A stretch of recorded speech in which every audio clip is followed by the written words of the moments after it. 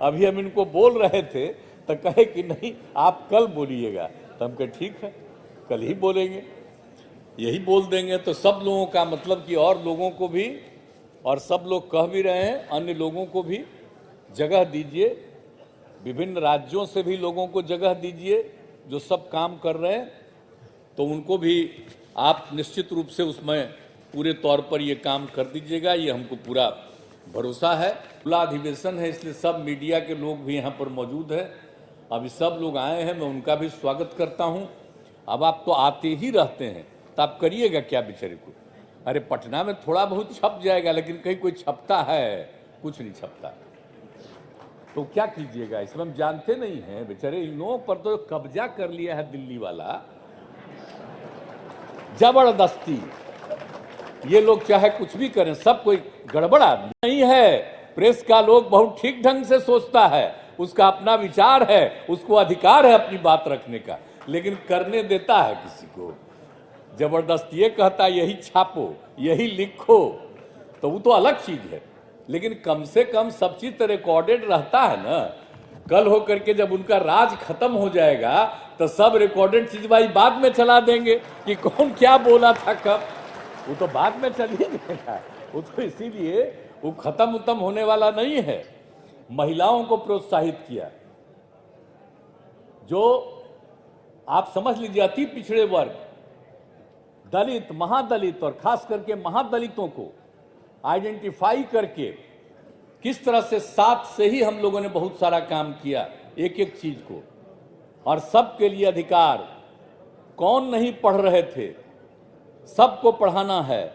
आज जब उसी में पता चला कि करीब करीब 12.5% बच्चे यानी 5वां के आगे तो बहुत कम ही पढ़ता था, 5वां तक भी 12.5% नहीं जा रहा। अब कौन है भाई?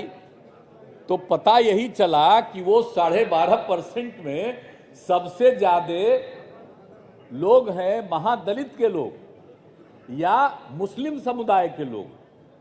और उन दोनों को आगे बढ़ाने के लिए जो हम लोगों ने उसी समय काम किया कि कैसे सब लोगों को पढ़ने का, तो एक एक तरह का व्यवस्था किया गया।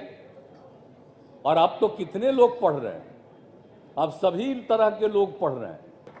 तो ये हालत है। इसीलिए इसका कारण क्या है? कारण यही है कि महिलाओं की शिक्षा कम थी।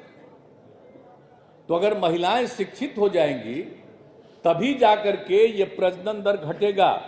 और हम बराबर आप सब लोगों को कहते रहते हैं, कहीं भी जाते हैं तो इन बातों की चर्चा करते हैं। तो ये सब आप लोग ध्यान दीजिए। जब हम लोगों को काम करने का मौका मिला उस समय प्रजनन दर 4.3 था, और फिर हम लोगों ने सर्वेक्षण कराया कि भाई देश भर में क्या है। तो पति पत्नी में अगर पत्नी मैट्रिक पास थी तो पूरे देश भर में प्रजनन दर उन परिवारों का 2, और बिहार में भी उसका सर्वे कराया गया कि पति पत्नी में अगर पत्नी मैट्रिक पास है तो यहां भी निकला प्रजनन दर 2, अगर लड़की पढ़ी हुई है, महिला पढ़ी हुई है। और अगर इंटर पास का देखा तो पूरे देश का प्रजनन दर आया उन परिवारों का 1.7, और बिहार में अगर पति पत्नी में पत्नी इंटर पास है तो प्रजनन दर दिखाई पड़ा 1.6। अब उसी समय से हमको लगा कि भाई जब सब महिलाओं को पूरा पढ़ा देंगे और सब लोग पढ़ेगी तभी अब प्रजनन दर नीचे जाएगा। अब आजकल देख रहे हैं कि कुछ लोग डिमांड कर रहा है कि साहब नियमित करिए कि एक परिवार में 2 से अधिक नहीं पैदा करेगा। हम तो इसका विरोध करते हैं, सब बोगस चीज है, ये तो बोगस चीज है। अगर महिलाओं को पढ़ाओगे तो अपने आप वो प्रजनन दर नीचे जाएगा। किसी को करने का मतलब होता है, तो ये लोग तो ऐसे ही करते रहते हैं। अब हम लोगों के यहां जान लीजिए, जब महिलाओं को पढ़ा रहे हैं तब क्या हो गया।